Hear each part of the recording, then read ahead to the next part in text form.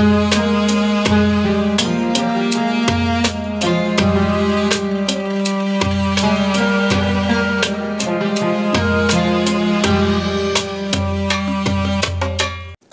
আলাইকুম ওয়া রাহমাতুল্লাহি ওয়া বারাকাতুহু। বিসমিল্লাহির রহমানির রহিম। এই মুহূর্তে বাংলাদেশ সহ বিশ্বের অগণিত দর্শক শ্রোতা যে প্রান্তে বসে আপনারা বৈশাখী টেলিভিশন দেখছেন, আমি এইচ.এম. বরকতুল্লাহ আপনাদের সকলকে জানাচ্ছি শুভেচ্ছা এবং অভিনন্দন। মহান স্রষ্টা আল্লাহ তাআলার দরবারে বিনীতভাবে শুকরিয়া আদায় করছি আলহামদুলিল্লাহ। বিশ্বনবী জনাবে মুহাম্মদ রাসূলুল্লাহ সাল্লাল্লাহু আলাইহি ওয়াসাল্লামের প্রতি দরুদ এবং সালাম প্রেরণ করে শুরু করছি আজকের পরিবেশনা। প্রিয় দর্শক, আমরা প্রতি জুমাবারের ন্যায় আজকেও হাজির হয়েছি আপনাদের সামনে আপনাদের জীবন ঘনিষ্ঠ এবং জীবন জিজ্ঞাসামূলক প্রশ্নোত্তরের আয়োজন ইসলাম ও সমাধান নিয়ে। আজকে আমাদের মাঝে অতিথি হিসেবে অংশগ্রহণ করেছেন বিশিষ্ট ইসলামী চিন্তাবিদ, আন্তর্জাতিক খ্যাতি সম্পন্ন ইসলামিক স্কলার জনাব শায়েখ আহমদুল্লাহ। আসসালামু আলাইকুম ওয়া রাহমাতুল্লাহি ওয়া বারাকাতুহু। মোহতারাম, আপনাকে স্বাগত জানাচ্ছি আমাদের আজকের আয়োজনে। ধন্যবাদ আপনাকে। প্রিয় দর্শক শ্রোতা, টেলিভিশন স্ক্রিনে একটি নাম্বার আছে বরাবরের মতোই, আপনারা সেই নাম্বারে টেলিফোন করবেন। মোবাইলেও ইনশাআল্লাহ আপনারা আমাদেরকে পেয়ে যাবেন আশা করছি। জীবন ঘনিষ্ঠ যে কোনো প্রশ্ন আমাদের আজকের আয়োজনে করবার জন্য আপনাদেরকে বিনীত অনুরোধ করছি। প্রিয় দর্শক, আজকে আমরা আলোচনা করতে চাই অত্যন্ত চমৎকার কিছু বিষয় নিয়ে এবং বর্তমান প্রেক্ষাপট নিয়ে। শায়েখ আহমদুল্লাহর কাছে সরাসরি চলে যায়। শায়েখ আহমদুল্লাহ, আসলে আমরা প্রত্যেকটি মুহূর্তে বিভিন্ন সিচুয়েশন আমাদের মাঝে আসছে। আমরা বিভিন্ন ডিপ্রেশনে ভুগি, আমরা বিভিন্ন দিবস পালন করি। আমরা ভালোবাসা দিবস নামে একটি দিবস আসছে, সেই দিবসে মানে এটাকে ভালোবাসার কেন্দ্রবিন্দুতে রূপান্তরিত করবার জন্য আমরা নারী পুরুষ অবাধে মেলামেশার একটা এই যে একটা মানে অনৈতিক কার্যক্রম এটি পরিচালিত হচ্ছে। এছাড়াও আমাদের সমসাময়িক অস্থিরতা কাজ করছে বিভিন্নভাবে। সব মিলিয়ে যদি আপনি বর্তমান প্রেক্ষাপট নিয়ে কিছু বিষয় আলোকপাত করেন। ধন্যবাদ আপনাকে। আলহামদুলিল্লাহ, সালাতু ওয়াসসালামু আলা রাসূলিল্লাহ বাদ। যে দেশের আইনে সুস্পষ্টভাবে নারী পুরুষের বিবাহ করার একেবারে লিখিত কোনো কাবিননামা না থাকলে তাদের একসাথে থাকা, একসাথে বসবাস করা, স্বামী স্ত্রী সুলভ সঙ্গ এটা অপরাধ, যে দেশে এটা, সেই দেশে তথাকথিত ভ্যালেন্টাইন্স ডেকে ভালোবাসা দিবসের মোড়কে আমদানি করে সেখানে বিবাহ বহির্ভূত সম্পর্ককে আপনার প্রতিষ্ঠিত করা এটা বেআইনি কাজ। সেটা দেশের সামাজিকতা, দেশের মানুষের ধর্মীয় মূল্যবোধ, দেশের প্রচলিত আইন সবগুলোকে একসাথে বৃদ্ধাঙ্গুলে দেখানো। দুর্ভাগ্যজনক বাস্তবতা হলো এই দুঃসাহসিক কাজটি এক শ্রেণীর মিডিয়া করে যাচ্ছে অনেক দিন ধরে। কর্পোরেট হাউসগুলো তাদের ব্যবসায়িক স্বার্থ হাসিল করবার জন্য এই তথাকথিত ভালোবাসার খোলসে তরুণদের জীবনকে, তাদের চরিত্রকে ধ্বংস করে চলেছে। এ পর্যন্ত যত ঘর বাড়ি, যত সংসার ভেঙেছে, যত তরুণের পড়ালেখা ক্যারিয়ার শেষ হয়েছে, যত তরুণের সাথে বাবা মার সম্পর্ক ধ্বংস হয়েছে, এই সবগুলোর জন্য যদি আপনি খোঁজ করেন তো দেখবেন বেশিরভাগ ক্ষেত্রে দায়ী হলো এই বিবাহ বহির্ভূত এই সম্পর্ক। পশ্চিমা বিশ্ব তারা সংসার এবং পরিবার ব্যবস্থা এটা আমাদের মতো এতটা বিশ্বাসী না, যার কারণে তাদের মধ্যে এগুলোর ব্যাপারে খুব বেশি মাখামাখি এটা তাদের জন্য মানায়।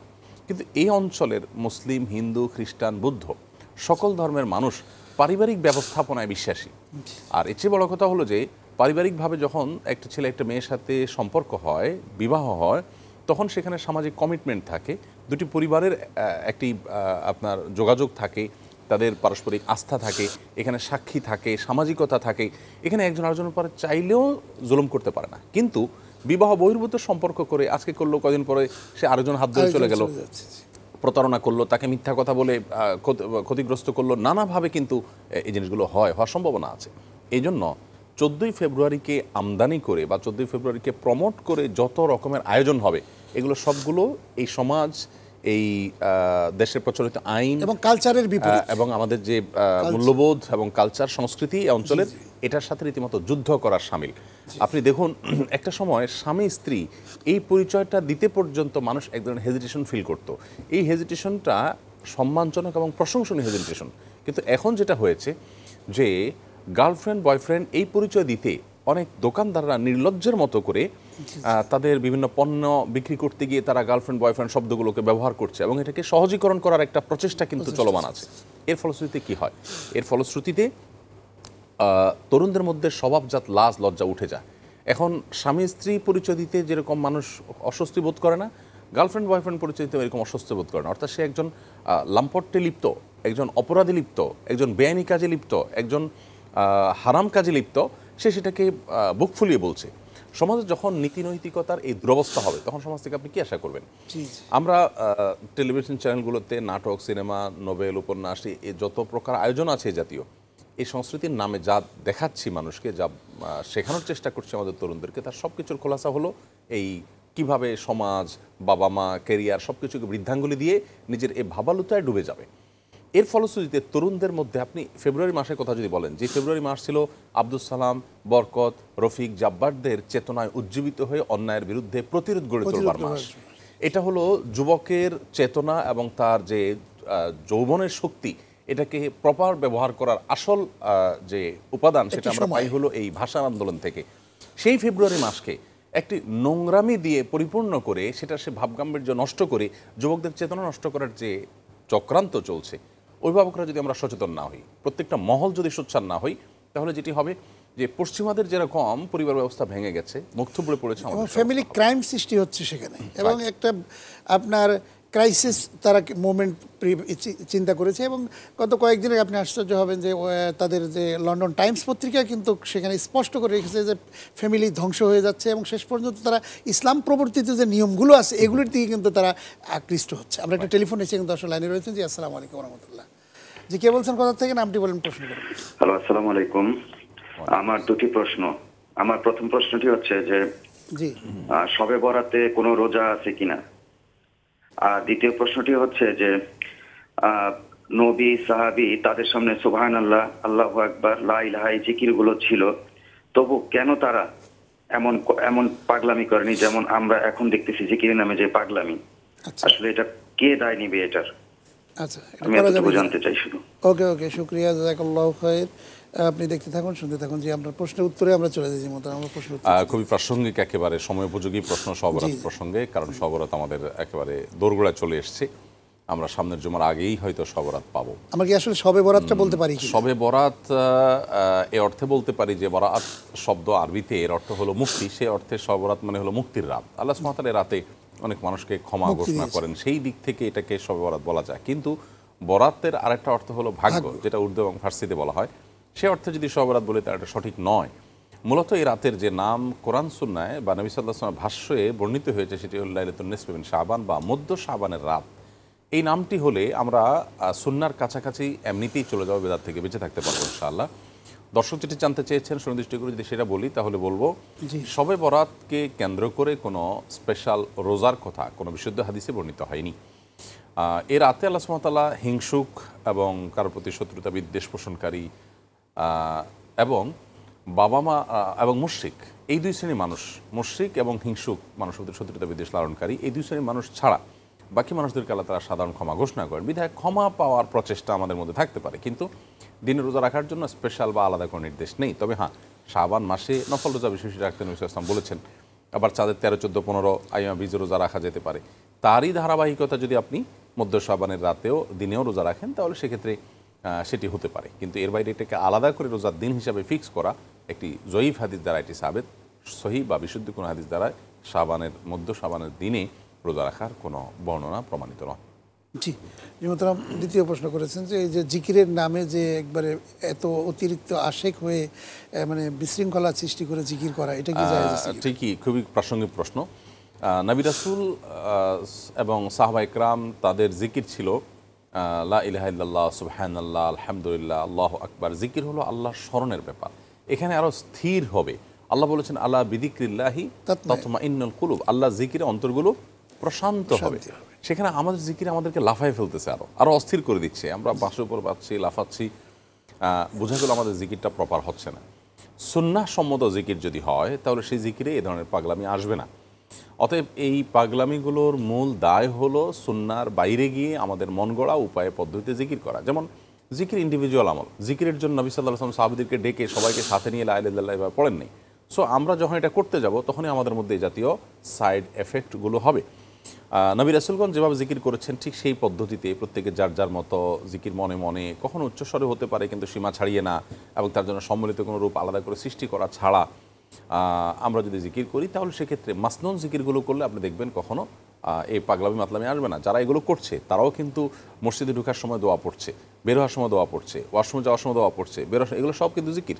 কোরআন তেলাওয়াত করছে, সেটাও সর্বোত্তম জিকির। তখন কিন্তু তাদের কারো লাফালাফি আসে না। কেন আসে না?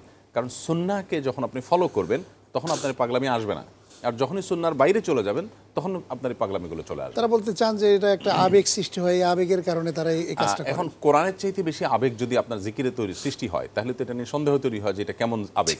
জি। আবার নামাজের চাইতে বেশি আবেগ যদি হয়, নামাজ তো পুরাটাই জিকির।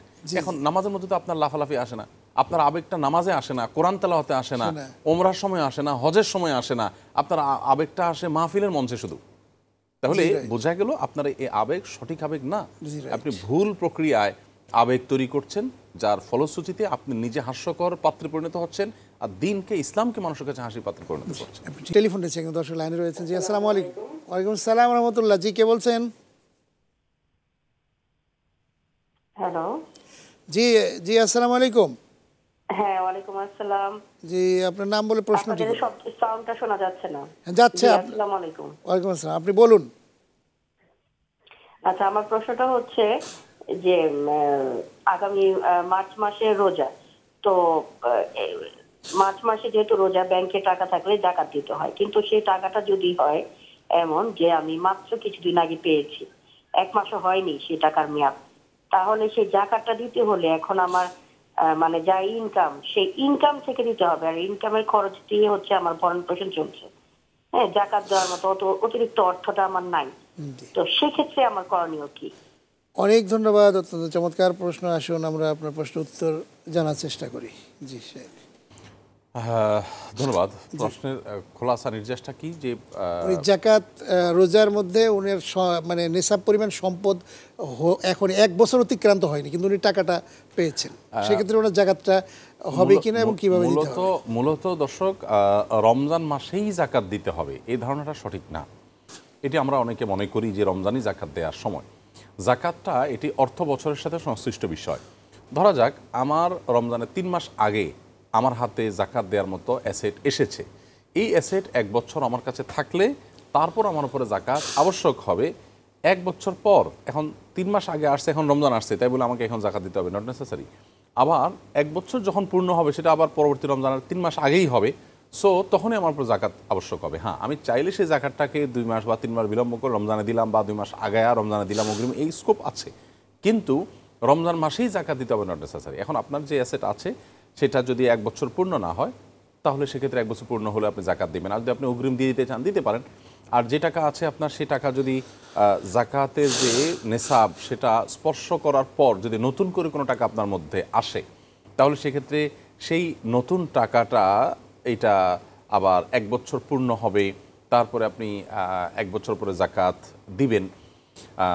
এইটা হলো এর বিধান। এখন যদি আপনি অগ্রিম দিয়ে দিতে চান, আগে দিয়ে দিতে চান, তো দিতে পারেন আপনি সে চাইলে। জি, উনি ওইটাই আসলে অগ্রিম বলেননি, বলেছেন যে জাকাতটা আসলে তোর 1 বছর পূর্ণ না হলে তোর জাকাত না, সেটাই।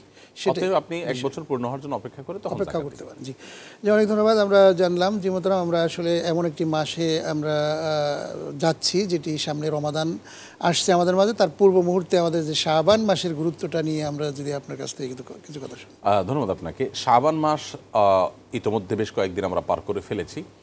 এই মাসটি রমাদানের আগের মাসটি হওয়ার কারণে এটি রমাদানের দিন গণনার মাস বলতে পারি আমরা অনেকটা, এবং শাবান মাস থেকে কিন্তু রমজান মাসের প্রস্তুতি শুরু হয়।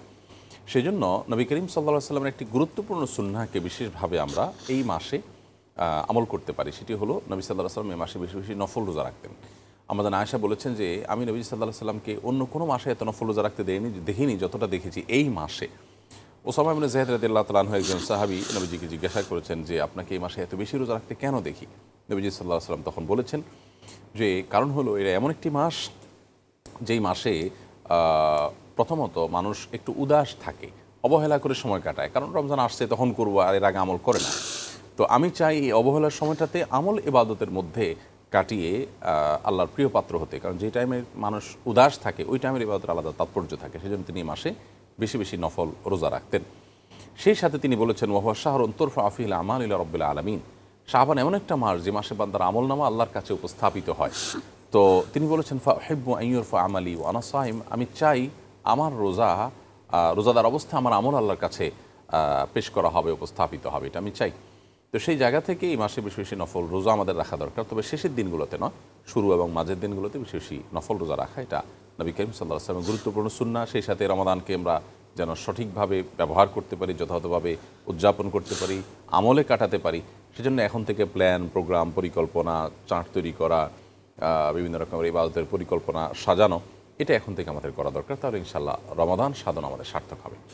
জি মোহতারাম, প্রথমে যে আলোচনাটি আপনি শুরু করেছিলেন যে আসলে আমরা এই যে ভ্যালেন্টাইন্স ডের নামে আমাদের যত উশৃঙ্খলতা সৃষ্টি হয় আমাদের সমাজে, এই সময় আমরা তো মুসলিম 90% মুসলিমের সমাজে আমরা বসবাস করি, আমরা মুসলিম হিসেবে দাবি করি। সেক্ষেত্রে এই যে অবাধ মেলামেশা, এগুলো থেকে দূরে থাকার জন্য আমাদের অনেক সময় কিন্তু এগুলো করতে গিয়ে ডিপ্রেশনে পড়ে যায় অনেক। এই জিনিসগুলো থেকে বাঁচার আসলে উপায়টি কি?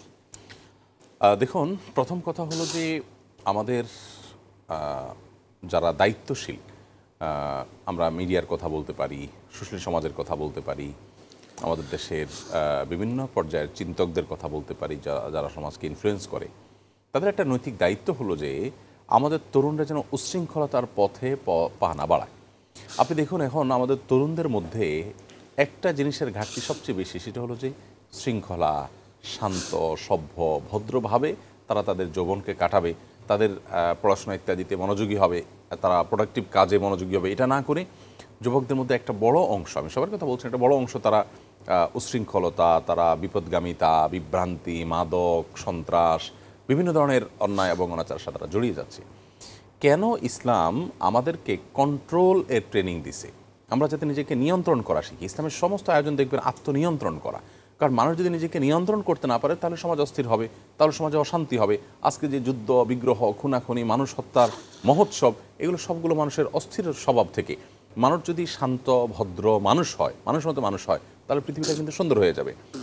আমাদের সমাজে তরুণদেরকে উচ্ছৃঙ্খল করবার জন্য যদি আমরা আরও উস্কে দেই নানাবিধ দিবসের নামে, এটার নামে, সেটার নামে, তাহলে সমাজ ভালো কিছু পাবে না। অতএব তরুণদেরকে বিপদগামিতা থেকে বাঁচাবার জন্য আমাদের দায়িত্বশীল আচরণ করা দরকার। আমাদের এই দেশের মাটি, মানুষ, ধর্ম, কোনো কালচারের সাথে যার কোনো ন্যূনতম লেশ নেই। সম্পূর্ণ একটা আপনার সেন্ট ভ্যালেন্টাইন্সের তাকে ঘিরে, সাধু ভ্যালেন্টাইন্সকে ঘিরে একটা দিবস চালু হয়েছে, এবং সেটাও এনসাইক্লোপিডিয়া ব্রিটানিকার তথ্য মতে ব্রিটেনের আপনার গিফট আইটেমের ব্যবসায়ীদের, ফুলের ব্যবসায়ীদের এই সময়টাতে তাদের বরফ ঢাকা হওয়ার কারণে তাদের ব্যবসা মন্দা কাটাবার জন্য তাদের উদ্যোগে এটাকে প্রমোট করা হয়েছে। এটা কোনো ভালোবাসা দিবস তর্জমা করাটাও এটা ভুল, কারণ হলো ভ্যালেন্টাইন্সের অর্থ তো ভালোবাসা না।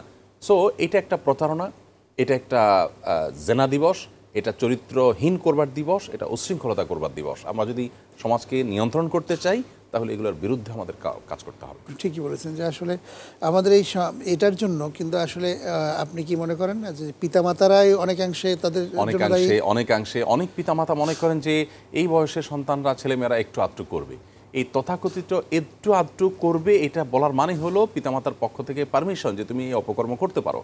এরপরে এই সন্তানে যখন ধ্বংসের দ্বারপ্রান্তে চলে যায়, আরেকজনের হাত ধরে পালিয়ে যায়, তখন এবার পিতামাতা অস্থির হয়ে যায়, তখন এবার কান্নাকাটি শুরু করে দেন। আল্লাহ সুবহানাহু ওয়া তাআলা আমাদেরকে এই জন্যই বলেছেন, ওয়ালা তাকরাবুজ জিনা, তোমরা জিনার কাছেও যেও না। আপনি যখন বলবেন একটু আধটু করেন, তখন সে পড়ে যাবে ওখানে, সে আর ফিরতে পারবে না। এই জন্য আগে থেকে বাদ দিতে বলেছেন আল্লাহ তাআলা। কেন বলেছেন পরনারীর প্রতি দৃষ্টিপাত করো না?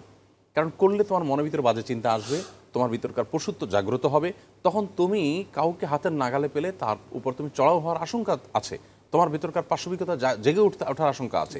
এই জন্য ইসলাম আমাদেরকে নিয়ন্ত্রণ করতে বলছে। কিন্তু ভোগবাদী পৃথিবী আপনাকে বলবে, বিনোদনের নামে, বিভিন্ন নামে আপনার সামনে সব কিছুকে উপস্থাপন করবে, আপনি যাতে আরও বেশি উস্কানির মাধ্যমে আপনি বিপদগামিতার দিকে পা বাড়ান। আর ইসলাম বলবে না, তুমি আগে থেকে নিয়ন্ত্রণ করো। অতএব ইসলামের এই জীবন ব্যবস্থা, এই দর্শন, এই ফিলোসফি, এটাই আমাদের জন্য যৌক্তিক। সেটা বোঝার জন্য আসলে পণ্ডিত হওয়ার দরকার নেই, কমন সেন্স থাকা যথেষ্ট। আল্লাহ তাআলা আমাদেরকে সেই তৌফিক দান করুক, আমরা বুঝি যারা। আপনি ঠিকই বলেছেন। সবশেষে আপনাকে জানতে চাই যে আসলে আমাদের মোরালিটি বিল্ড আপের জন্য, আমাদের নৈতিক চরিত্র গঠন করবার জন্য আসলে কি মাদ্রাসায়ই পড়তে হবে, স্কুল, কলেজ বা সব মিলে আমাদের কি করা উচিত সংক্ষেপে যদি? আমাদের শিক্ষা ব্যবস্থাতে নীতি, নৈতিকতা এবং আদর্শিকতা এটা চর্চার গুরুত্ব বাড়াতে হবে। এটা যদি না করি আমরা, তাহলে আমাদের তরুণদেরকে আমরা রক্ষা করতে পারবো না, ধ্বংস দ্বার প্রান্তে আমরা চলে যাবো। আপনাকে অনেক ধন্যবাদ। অত্যন্ত চমৎকারভাবে আপনি আমাদের আজকের আয়োজনে কথা বলেছেন, বক্তব্য দিয়েছেন, প্রশ্নের উত্তর দিয়েছেন বৈশাখী টেলিভিশনের পক্ষ থেকে। আপনাকে অনেক ধন্যবাদ। ধন্যবাদ আপনাকে। প্রিয় দর্শক শ্রোতা মণ্ডলী, আজ শেষ করছি। আগামী অনুষ্ঠান দেখার আমন্ত্রণ জানাচ্ছি। আপনারা সবাই ভালো থাকুন, সুস্থ থাকুন। আল্লাহ হাফেজ। আসসালামু আলাইকুম ওয়া রাহমাতুল্লাহি ওয়া বারাকাতুহু।